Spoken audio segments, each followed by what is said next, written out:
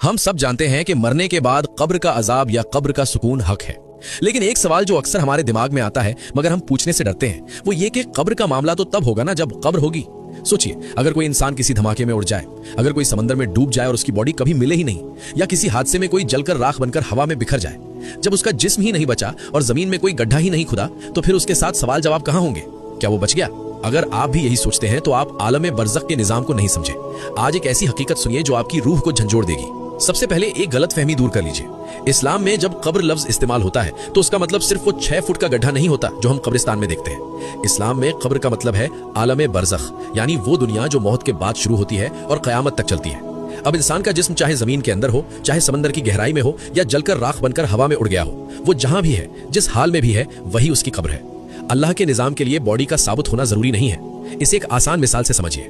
आप अपने बिस्तर पर आराम से सो रहे हैं, आपका जिस्म गद्दे पर है, बिल्कुल महफूज, लेकिन ख्वाब में आप देख रहे हैं कि आप आग में जल रहे हैं या पहाड़